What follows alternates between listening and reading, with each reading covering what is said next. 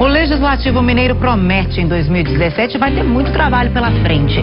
2017 é um ano de desafios que começou sob o signo da febre amarela, de polêmicas e de continuação da crise econômica.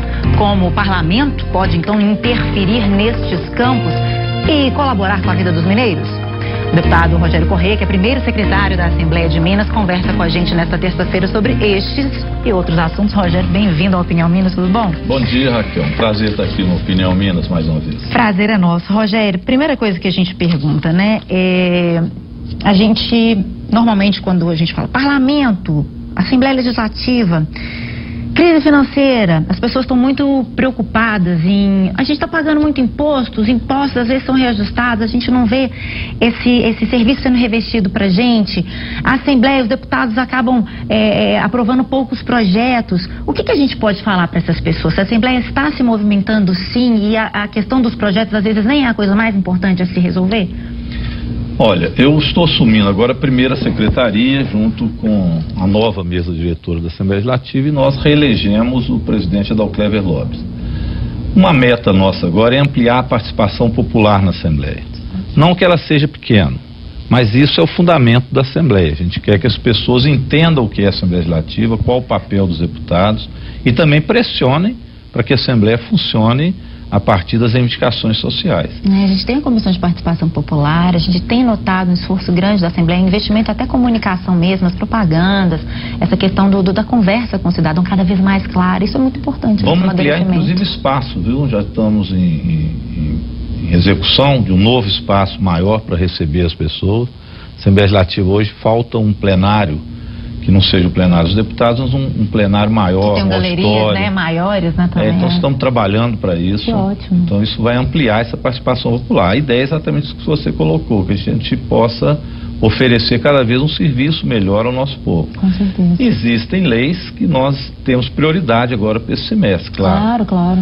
A gente tem o primeiro semestre cheio, né? Primeiro semestre cheio. Uma delas, nós vimos aí nas notícias agora no jornal. As notícias já rendem uma pauta para uns 3 programas para a gente conversar, né? Mas um projeto de lei, aliás, 3 projetos de leis, dizem respeito à questão das barragens de rejeito. Você esteve à frente, inclusive, seu trabalho em 2016 foi muito importante nesse sentido, na Comissão das Barragens. Então, Comissão das Barragens. Ele trouxe um fruto que precisa virar lei em 2017, né? Inclusive aqui eu trouxe até um exemplar para você, depois quem quiser também pode ir até a Assembleia Legislativa, que nós passamos o relatório. Esse é o relatório completo das barragens. Nós propusemos aqui 3 projetos de lei. Um deles é muito importante ser aprovado agora. Ele vai impedir que esse tipo de barragem exista em Minas Gerais. Então, barragem que será feita em Minas Gerais não poderá mais ser próximo a localidades, comunidades. Como era, né? Bento Rodrigues. Exato, e nem próximo de mananciais de água. E não vai poder ser desse tipo de barragem que foi feito, você aproveita o rejeito para fazer a contenção. Entendi. Essa barragem é frágil, ela se rompe.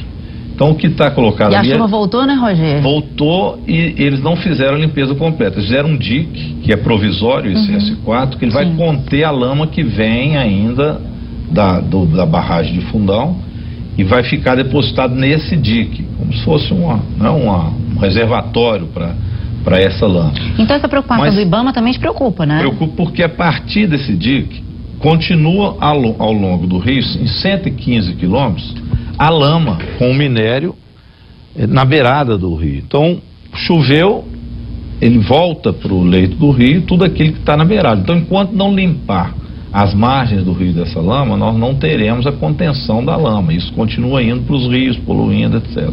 Essa limpeza tem que ser exigida da Samarco e da Vale do Rio Doce. Antes de passar para outros assuntos, quando a gente fala do relatório, vocês estiveram, inclusive, assim, brigando por questões que muita gente falou assim, poxa, mas já passou um ano, tão pouca coisa mudou. Como é que a Assembleia e o trabalho dessa comissão também foi de exigir que as coisas mudassem, que esses erros fossem corrigidos? Nós julgamos duro com eles para que pudessem, de fato, reconstruir Bento Rodrigues, isso está em fase agora, Barra Longa também, que quando eu fui lá era um verdadeiro caos de máquinas, etc. Hoje nós só precisamos voltar lá, mas já foi praticamente reconstruído em Barra Longa. Mas ainda existem muitos problemas, em especial relativo à questão ambiental. Do ponto de vista social e das pessoas também. Ainda não terminou tudo, tem muita obra atrasada, mas nós estamos de olho. Entendi. E a aprovação desse projeto de lei são fundamentais. A gente pede até a nossa população que não esqueça de Mariana. Que continue ativa, né? Cobrando. Cobre da gente. A Assembleia precisa aprovar esse projeto. Você acredita que a gente começa o ano legislativo com 4 vetos do governador, que são as pautas que a gente fala assim, que são prioritárias. Nada funciona antes dessas questões. Mas a sua previsão, assim, você já acredita que em março a gente tem a aprovação dessas leis? Eu creio que sim. Nós estamos formando as comissões na Assembleia. De 2 em 2 anos, a gente tem que reformular as comissões. É verdade. Então os deputados escolhem novamente. Oxigenada, né, oxigenada. E a partir daí nós vamos votar os vetos. Eu creio que esses vetos não devem demorar muito. Entendi. Em geral, a oposição costuma fazer uma obstrução do procedimento, Que é natural, né? que é natural mesmo da oposição. Sim. Mas nós vamos ter projetos importantes como esse. Provavelmente o governador deve mandar o reajuste do piso da educação. Nós estamos na expectativa disso, que é aquele reajuste anual de janeiro. Aliás, Minas Gerais foi o único estado que cumpriu isso. O governador Pimentel de parabéns no ano passado. E a gente espera que seja cumprido agora. É uma promessa que realmente os professores, então, aqui em Minas estão satisfeitos, a gente pode dizer isso. Eu acho que melhorou bastante. Satisfeito em si não, porque a educação precisa de cada vez mais verba, mais prioridade. E nós temos uma preocupação, e temos a preocupação nacional, porque o governo arruma aqui, mas atrapalham lá, né? A gente falou congelar por 20 anos, como os deputados federais, senadores e o governo Temer fez. Congelar por 20 anos verba de educação e saúde nos deixa preocupados, e ainda vem a questão da aposentadoria dos professores. Não, com certeza. Eles estão ameaçando retirar, mas aqui em Minas... Isso me faz até de pensar assim, como é que está essa sintonia entre Estado e governo federal aí, no que tange várias questões, saúde, educação, finanças, assim, porque às vezes a gente vê essas dificuldades, que está na lei federal, né? A gente tem que obedecer, mas às vezes não está muito de acordo com a realidade do nosso Estado e acaba atrapalhando tudo ao invés de ajudar, né? Como é que estão as discussões, assim, Estado e federação? O governo federal, o governo do Estado cobra do governo federal hoje um acerto de contas. Que diz respeito àquela questão da Lei Candir, que foi da época do governo Fernando Henrique, onde o minério vai para fora, mas o recurso não ficou em Minas. A riqueza não fica pra gente. E teria que ficar. Isso dá uma dívida em torno de 135 bilhões do governo federal com Minas. 135 bilhões. Nós estamos querendo fazer esse acerto de contas. Ou seja, se for feito o acerto de contas, Minas Gerais, de devedor, passa a ser credor. Isso daria a Minas um fôlego enorme. Até porque muitos servidores ficam assim, preocupados em saber quando que a gente vai resolver essa questão da crise. Porque a gente sabe que há ainda o escalonamento dos salários, e eu acredito que esses servidores estão se perguntando também, mas e aí? Quando é que a gente vai conseguir vencer essa crise aqui no Estado? A gente tem caminhado em que sentido? Em que pé que a gente está? Você acha que 2017, lá para dezembro, a gente respira aliviado? É o que nós estamos trabalhando para fazer. O governo tem trabalhado nisso. Fez contenção de despesas, sem que isso implicasse em corte de serviços também, serviços e corte nos servidores. Claro. Então a gente teve essa preocupação. Estamos vendo a crise do Rio Grande do Sul, agora Espírito Santo. Minas não vai chegar a isso. A gente quer tranquilizar a população, não chega a isso. Então o que nós fizemos em relação aos servidores foi manter o salário, que está no mesmo que tenha um escalonamento.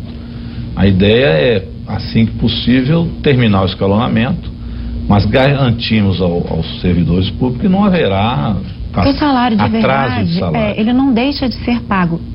A exemplo do que aconteceu no Rio de Janeiro, em que eles ficaram mais de 5 meses sem receber, não há atraso. Não. Mas há o escalonamento. Há o escalonamento. O Rogério, você tocou numa questão... Isso, assim que for possível, será feito. Será regularizado, vamos dizer. Dois setores tiveram reajustes maiores nesse período. Que foram? A segurança pública e a educação. Nesse sentido, então, quando as pessoas, que está todo mundo apavorado com as manchetes em relação ao estado do Espírito Santo, caos que virou, estão vivendo uma guerra civil. Então, quando a gente pergunta assim, Rogério, governador Pimentel, deputado, alguma coisa parecida pode acontecer aqui no estado de Minas Gerais? Não há motivo para isso. No caso, por exemplo, da segurança pública, os reajustes foram todos eles cumpridos, foram reajustes que deram um aumento ao servidor da Polícia Militar, um aumento justo, mas um aumento grande. Ele foi escalonado desde o governo passado até agora no governo Pimentel. A maioria, inclusive, foi pago pelo Pimentel. A Anastasia fez gracinha com o chapéu dos outros, mas nós pagamos. Então, o reajuste foi dado à Polícia Militar. No caso do magistério, o PSDB deixou a educação em frangalhos. Foi uma relação muito tumultuada, essa relação. Nós estamos buscando consertar, há problemas, estamos com problema agora de designação, mas o governo tem cumprido o acordo que fez e a ideia é que isso permaneça. Então esses dois setores têm tido por parte do governo um cuidado especial e nós estamos discutindo também o setor da saúde. Então esses três setores, que são fundamentais e são obrigação do Estado, nós estamos cumprindo apesar da crise econômica que prevalece nacionalmente. Verdade. A crise é grande, a crise econômica ela é real. Nós herdamos o Estado com 7 bilhões de dívida, conseguimos diminuir isso, agora está em torno de 5, mas ainda há um déficit orçamentário. Né? É verdade. Mas estamos trabalhando para equilibrar o Estado de Minas Gerais. Agora não queremos tranquilizar nesse sentido, não há motivo em Minas para alarde. Para ninguém ficar em pânico, acreditando que é algo parecido como no Rio de Janeiro com o caso da saúde, do não pagamento ou dessa questão da falta de profissionais da segurança nas ruas. Podemos tirar isso de letra, isso não vai acontecer. Bom, é o que a gente espera. Ô, Rogério, mas a gente também começou um ano difícil em relação à febre amarela. Essa questão da saúde também preocupa, mas a gente sabe também que não basta o investimento, a população também tem que ajudar. Mas como é que o governo do Estado, a Assembleia estão atentas a essa questão da febre amarela, que agora sim, já não bastava a dengue, vem a febre amarela? Olha, o governo agiu rápido, né? Assim que detectou os casos, o governo tomou uma série de medidas, especialmente na zona da mata. O próprio governador Pimentel esteve lá. Então foi exatamente para que isso não expandisse para a zona urbana. Então isso ficou restrito à zona rural em algumas regiões. O governo federal demorou a agir, né? Mas agora também está colocando vacinas. Aliás, faço um parênteses, o senador Écio Neves, 40 dias depois da febre amarela, foi solicitar ao ministro que ajudasse Minas. É porque aconteceu um caso no Rio de Janeiro, então acho que ele viu um caso de dengue no Rio e pediu para ajudar Minas. Mas foi 40 dias depois. Então o governo já tinha agido. Tem um estudo que está dizendo que isso pode ter a ver com a questão da lama da Samarco. É verdade, a gente recebeu esse estudo mesmo, inclusive foi uma das manchetes da semana passada. É possível, o estudo está sendo realizado, mas com a lama você teve uma mortandade de peixe, de sapos, isso aumentou os mosquitos, pode ter a ver. Ele começou exatamente no leste. É verdade. Então é mais uma dívida da Samarco, da Vale, das mineradoras com o povo de Minas no Brasil. Essa dívida está difícil. Rogério, vamos fazer um intervalozinho, mas já tem mais coisas para te perguntar. A gente vai para um rápido intervalo então e a gente volta já. Estamos de volta, o nosso bate-papo hoje é com o deputado Rogério Correia, primeiro secretário da Assembleia Legislativa do Estado. E a gente fala sobre desafios, sobre as metas, as realizações da Assembleia de Minas, do governo do Estado e repercute também os principais fatos da semana. Um deles, Rogério, me preocupou muito. Nós vivemos aqui, eu recebi já vários psicanalistas e psicólogos falando da questão dos discursos de ódio. Infelizmente, a gente teve o falecimento da dona Marisa, né, ex-primeira-dama do Brasil. E a gente viu novamente aquilo acontecer, aquilo surgir, aquele discurso de ódio nas redes sociais. É uma coisa lamentável, né? É lamentável. Falar nisso, nós estivemos lá levando solidariedade ao presidente Lula, uma equipe, né, daqui de Minas. Eu fui junto com o presidente Adalclévia, fomos também deputado Ulisses Gomes, Durval Ângelo, e prestamos solidariedade ao presidente. Foi junto com a gente a presidenta da CUT, a presidenta do PT. O presidente Lula está bem, estava muito triste, mas está firme. Aquele jeito dele, abraçando o povo que foi lá, né, levar solidariedade a ele.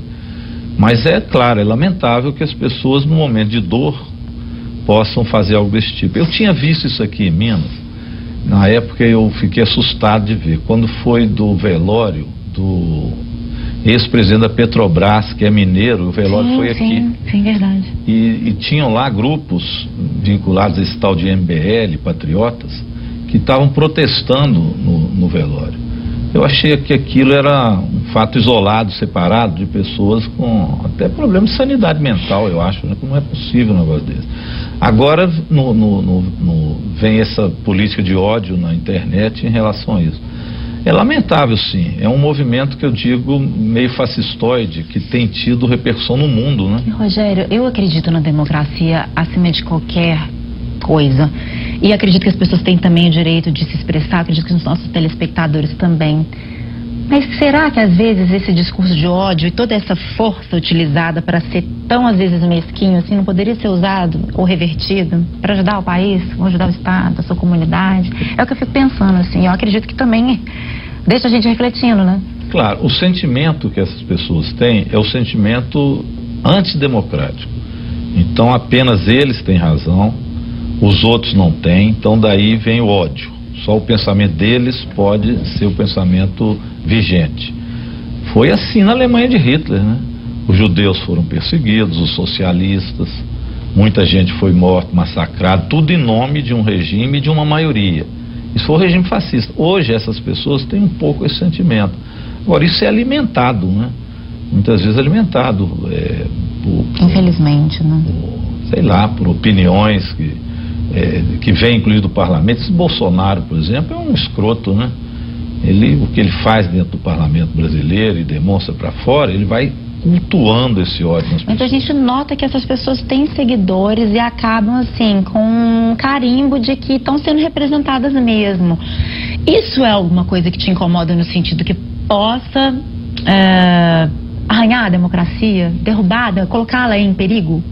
Pode sim, claro que sim. Eu acho que ainda é um setor minoritário, esperamos que cada vez seja menor.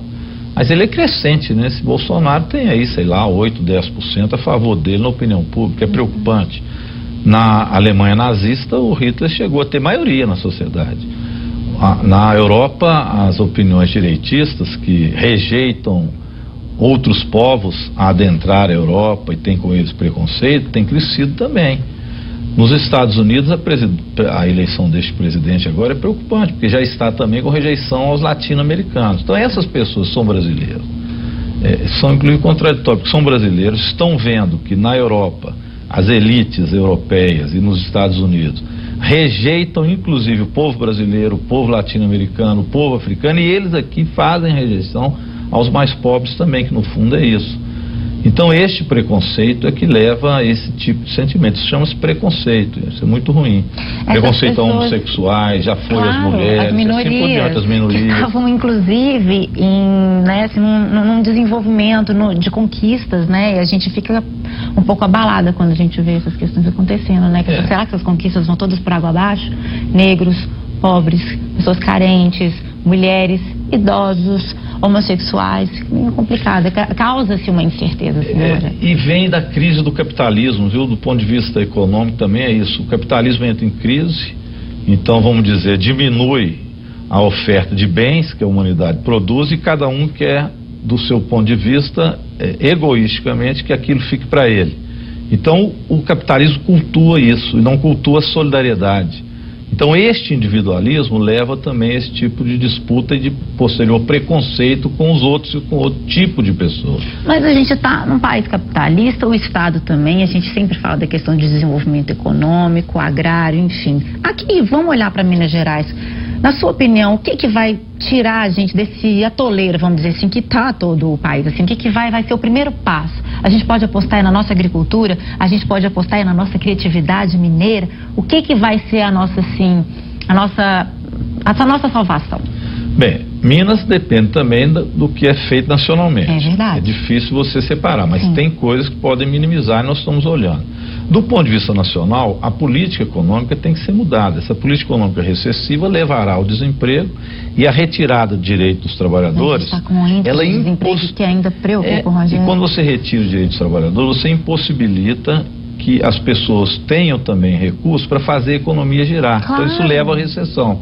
O segredo do governo Lula foi exatamente esse. Como dividiu rendas, as pessoas passaram a ter renda mais, e girar a economia. Mais, então os pequenos comerciantes todos ganharam nesse período, mesmo com a crise internacional. Verdade. Agora nós trouxemos a crise internacional cá para dentro com esse modelo. Então com isso você faz a recessão, aumenta o desemprego,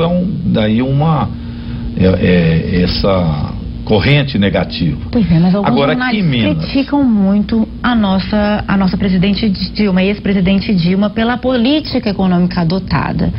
Isso é verdade? É uma crítica que é pertinente? Houve alguns erros mesmo? Eu acho que o erro da Dilma foi principalmente no primeiro ano do governo, onde ela assumiu junto com Levi, esse tipo de política. Ela devia ter mantido uma política de desenvolvimento, claro, etc. A pressão vem de fora, vem do capital financeiro, vem dos banqueiros. A Dilma chegou num determinado ponto a diminuir bem a taxa de juros. Aquilo também fez a economia girar. Nós garantimos que a crise econômica mundial não chegasse aqui. Agora, a pressão foi muito grande. E hoje se adota de forma absoluta a pressão do mercado internacional. Então traz para o Brasil a recessão e o país passa a ser novamente um país apenas de produção de commodities para exportação barata para o exterior, de minério, de produtos agrícolas a preços muito, muito baratos, e ao mesmo tempo é um país de especulação financeira. Então o Brasil larga de ser o que estava vindo sendo construído no governo do presidente Lula, a 7ª economia do mundo, em crescimento, chegamos a ser a 5ª economia do mundo, está caindo. Isso piora a vida dos mais pobres e depois vai piorar da classe média, que às vezes tem preconceitos e etc., mas que ela saiba também. Esse problema vai estar chegando também na classe média de maneira mais avolumada. Então é uma questão cultural e política que vai tirar a gente dessa questão? Especialmente política econômica. Agora, o que aqui em Minas nós temos feito? O governo Fernando Pimentel, nós vimos o seguinte: o Minas Gerais há muito tempo, o governo Tucano foi todo assim, a economia dependia das exportações de commodities, especialmente de café e minério. A gente teve um ano de minério aí de lascar. De lascar. Também de café tem aquele ciclo, hora tá bom, hora tá. É verdade. Enquanto nós dependemos só disso, Minas Gerais também fica na dependência da crise externa. Então você tem que fazer regionalmente desenvolvimento. Esses fóruns regionais criados no governo, eles visam discutir em cada região o que ali faz. Né? Esses fóruns são muito interessantes. A Rede Minas, inclusive, acompanhou muito. Assim, que cada região de Minas Gerais tem uma particularidade. Por exemplo, que serve para o sul, não serve para o Rio Doce, por exemplo. Zona da Mata, uma região montanhosa, ali o forte é a agricultura familiar. Você tem que fazer com que a agricultura familiar ela seja valorizada. É diferente de uma região plana, onde o agronegócio prevalece, como no noroeste de Minas. Como a gente tem a seca no norte, né, que incomoda o pessoal, aquilo ali é a maior urgência, né, enquanto chove bastante. Ali é água, já no noroeste, no Paranaíba, no sul, O sul já é uma região que você pode industrializar mais, então você tem que ver também, do ponto de vista regional, o que você faz para que esse desenvolvimento econômico exista ali. E isso está acontecendo? Isso está acontecendo. É claro que isso é um processo mais lento, né? Claro. E com a crise nacional, muitas vezes abafa o que você vem fazendo, mas é o que nós estamos buscando fazer, eu acho que é o correto. Agora, o Brasil tem que mudar essa política econômica. Infelizmente, o golpe anda a passos largos, né? Agora, estamos vendo o Temer indicar para ministro do STF uma pessoa extremamente truculenta, que vai levar, inclusive, esses preconceitos lá para dentro. Como foi o secretário de Segurança de São Paulo, mandou espancar professores, tem esse tipo de política. E ele está lá também para blindar o procedimento da Lava Jato. Diz que é o Aécio Neves que vai escolher o ministro da Justiça, ele que está sendo denunciado. Aliás, hoje na Folha, no estado de São Paulo, tem outra denúncia contra ele das falcatruas da administrativa. Essa blindagem para que o golpe permaneça no Brasil é também preocupante, porque leva em si a continuidade dessa política econômica antipopular. Bom, deputado, eu espero que você possa vir aqui mais vezes, trazer mais notícias positivas para o estado de Minas Gerais. Te agradeço muito por tirar nossas dúvidas, por estar sempre acessível para a gente. Muito obrigada mesmo. Eu que agradeço, Raquel, parabéns. E só aproveitando, no gabinete do deputado na Assembleia Legislativa, qualquer pessoa pode recolher um exemplar do relatório final de Mariana e, claro, continuar, né, ajudando a gente a não esquecer que foi essa tragédia. A gente precisa manter essa chama viva para que isso nunca mais se repita, né, Rogério? Bom, a gente está com um concurso cultural para quem deseja conquistar o livro Meu Pai Queria Pinguins, que fala da temática sobre exclusão, sobre bullying. Quem enviar a melhor frase, você já sabe, sobre o tema, vai levar o exemplar. A gente se vê então no próximo programa. Até amanhã.